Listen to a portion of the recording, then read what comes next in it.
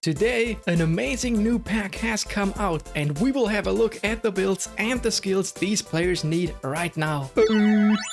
Here comes Pepe. Welcome everybody! This pack is really looking phenomenal, featuring 3 very popular cards as Showtime versions, with 2 of them having Showtime skills. We start with Zakaria, the anchor man with a fortress skill, and he really is a fortress. The first build here is pretty well rounded. I go with 4 points in passing, since as a defensive midfielder, passing is part of his job description. 3 points in dribbling for a little improvement in handling the ball, allowing him to control it a bit earlier and better. 7 points in dexterity because acceleration helps with defending, especially in close quarters or to get in the way when the opponent is just about to receive a pass. 11 points in lower body strength for the top speed and stamina. 5 points in aerial strength to make him even better at physical contact and in the air. All the remaining points go into defense. Now, if you want to play him mainly as a center back or just prefer a more defensive build, this one is for you. I took away the points in passing and dribbling to focus solely on making him better defensively. 7 points in dexterity just like before. I removed 2 points in lower body strength, resulting in 9, still getting the +3 manager boost. You could go back to 11 if you wanted here, but you won't be able to get as high an aerial and defending then. It's up to you. 9 points in aerial strength grant him bulky 94 physical and also better aerial stats. 15 points in defending make him even better defensively than the other build. So here's another very experimental build. I'll be honest with you, this build is so experimental that I would not try it outside of the free progression reset period. I basically get 12 points in dexterity to get the +3 manager boost, giving him 88 acceleration. Because I realized that my Thuram, who has 89, has been extremely good at quickly moving past opponents and taking the ball. We stay at 9 points in lower body strength. 4 in aerial strength should still provide him with plenty physical and aerial power. All the remaining points go into defending, except for 1 point which goes into passing. So part of me thinks this could potentially be the best build, but another part of me is shaking his head right now. We'll see once the free progression reset comes. As for skills, I would go for through passing, low lofted pass, weighted pass, aerial superiority and acrobatic clearance. If you don't like any of these skills, you could also try something like track back or sliding tackle if that's what you prefer. The next player is Donnarumma, and we can make this pretty quick here. I went with 10 for each of the goalkeeping stats and put the remaining 2 points in aerial strength to get more jumping. My current goalkeeper Ter Stegen also has catching as his weakest stat, and I'm fine with him. As for skills, he's a keeper. He's fine as he is. If you really swim in GP and absolutely want it, you could give him one touch pass, low lofted pass and weighted pass. Let's move to the last player, Kylian Mbappe. This is the build I went for. 6 points in shooting. You could go up to 8, but for my personal preference, I feel more than 6 isn't really needed. Also, his curl is too low to ever become amazing, so you're essentially only raising a single stat here. 10 points in dribbling to make him better and faster on the ball. 11 in dexterity for 101 acceleration. Offensive awareness and balance are also very valuable stats. At last, 9 points in lower body strength for the top speed and kicking power. So if you want, you could freely move a few points between dribbling, dexterity and lower body strength, but avoid going lower than 9 for dribbling because this would remove the +3 manager boost for tight possession. His stamina isn't really impressive, but you could give him a counter target instruction if it becomes a problem. For his skills, I think one touch pass, through passing and soul control are absolutely needed. Other than that, you could go for flip flap for the special double touch. You could also go for skills like heel trick, gamesmanship or any feints or anything else you prefer. I'm a bit torn on outside curler because while I think it does make sense, his curl stat is not that amazing. However, I mainly use outside curler when I'm getting close to the keeper, having the ball on the wrong foot, oftentimes 1 versus 1, so there the stat won't matter too much, but from further away it probably matters more. That's it folks, let me know if you liked this video. I'd love if you subscribed, liked or commented. Until then guys, take it easy. Shaka!